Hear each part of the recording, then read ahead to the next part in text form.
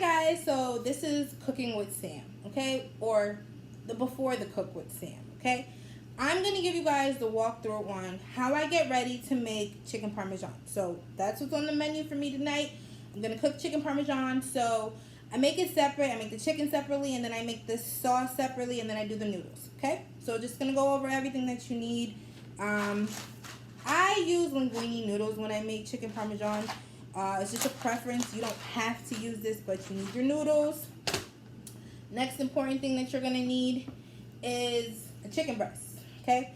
I only use this pack because I don't need a huge size, a huge portion size. How much you make depends on how many people you're aiming to feed, okay? Another thing you're going to need, this is my best friend, vinegar. Say hi, vinegar. This is important because we're going to clean that chicken and we're going to make sure all of those things that we don't want inside of our body is washed off and is clean and it's ready to go before we do anything with it. So that's the preparation step, okay? Then the next thing that we're going to need, this makes the meal. Chicken parmesan, you need a little bit of sauce. So it doesn't matter what kind of sauce you use. Preference-wise, I go with Prego, okay? 3 cheese. I think this is when I was going to make baked ziti, but hey, it's the same thing. You season it up and it'll do the job, okay? Next thing we're going to need is fish fry. So I use fish fry. This is just my breading though. So how am I going to bread this chicken? I like to use that, and in combination with that, I will use my Cajun seasoning. And this is again optional because I like a little spice in my food. So that gives me the kick that I use. So a lot of people will season up their flour. This pack is already seasoned, so you don't need to add anything to it. The only thing that I add, again, like I said, is the Cajun, just to give it some type of spice.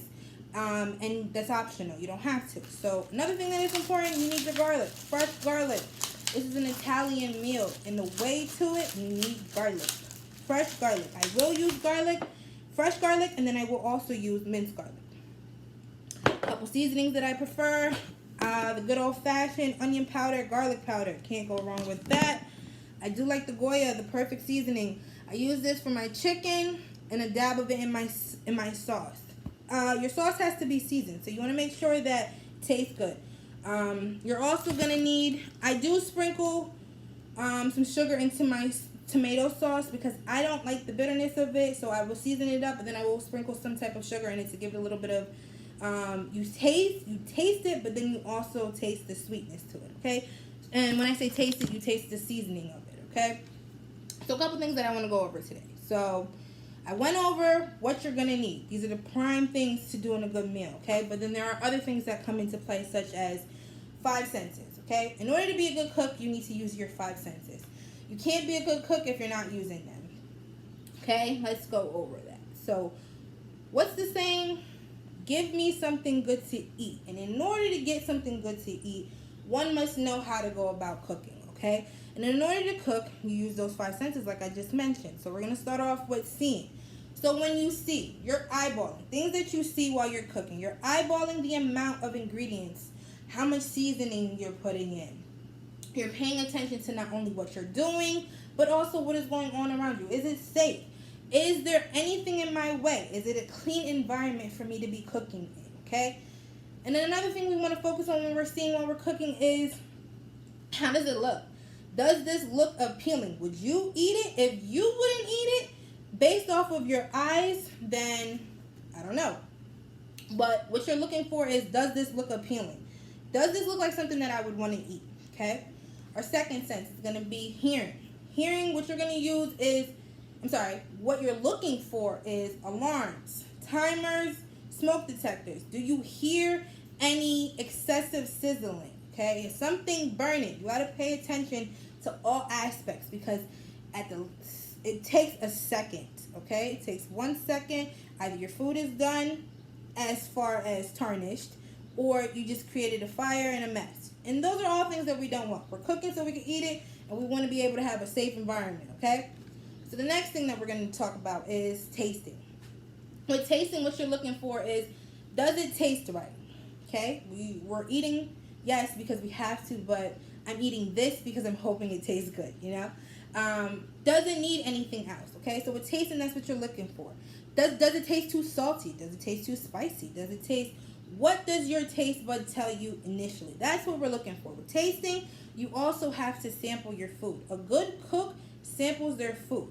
If you won't eat it and you're cooking it, why should I eat it? And I'm just eating it. Those are things that I think about. Okay? Our fourth sense to talk about. Touching. Okay? These hands gotta get dirty.